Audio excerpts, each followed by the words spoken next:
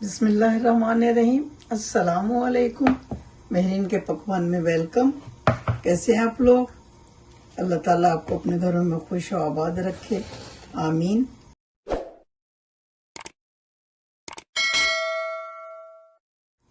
आज हम बनाने जा रहे हैं मैंगो की और साबूदाने की एक रेसिपी जो बहुत ही मज़े की है, और इसको ठंडा ठंडा खाएंगे आप गर्मियों के मौसम में तो बहुत ही मज़ा आएगा।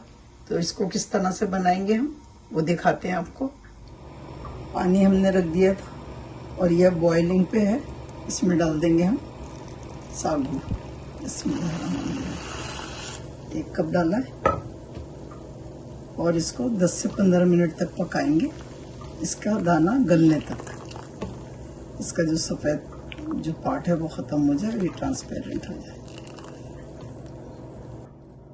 जेली के लिए हम यहाँ पर 1.5 कप पानी डालेंगे। पैकेट में तो लिखा है 2 कप, लेकिन हम डालेंगे 1.5 कप, बल्कि 1.5 से भी थोड़ा सा कम डालेंगे। और उसके बाद पूरा पैकेट डाल देंगे। इसको अच्छी तरह से पकाएंगे।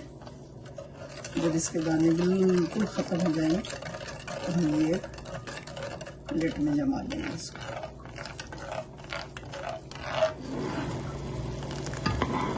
इसका दाना ख़त्म हो गया, बिल्कुल चीनी घुल गई।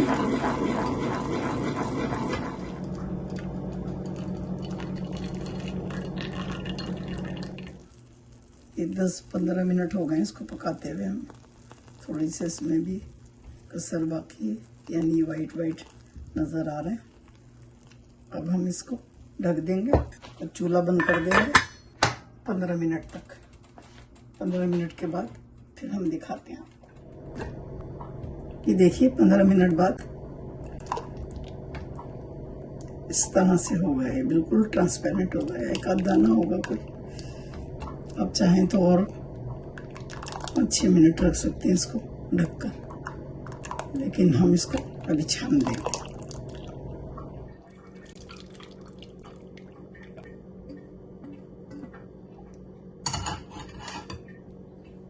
इसमें ठंडा पानी डालेंगे। बिल्कुल इसका जो स्टकीपन है ना वो ख़त्म करना है हमें, ताकि इसके दाने अलग अलग हो जाए।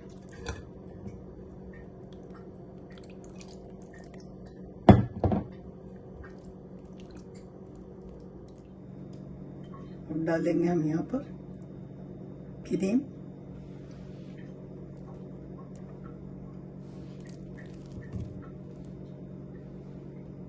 और ये जेली डालेंगे जो हमने टिन में से निकाली है कोकोनट की, और ये जेली हमने जमाई थी वो डालेंगे।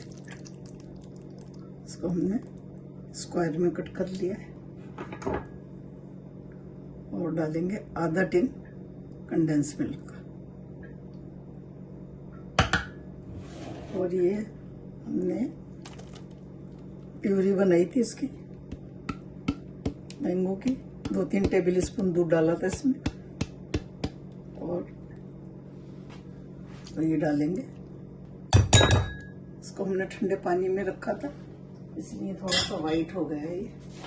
और थोड़ा सा डालेंगे बर्फ और इसको अच्छी तरह से मिक्स करेंगे।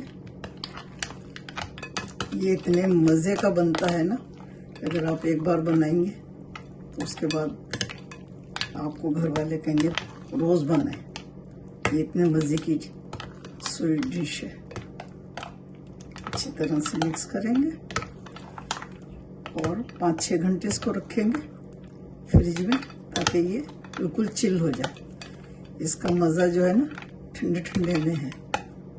वैसे तो एक दफ़ा अगर आपने चख लिया तो आप इसको इसी तरह से खा लेंगी, लेकिन ठंडा करना बहुत ज़रूरी है ताकि इसका जायका और ज़्यादा बढ़ जाए।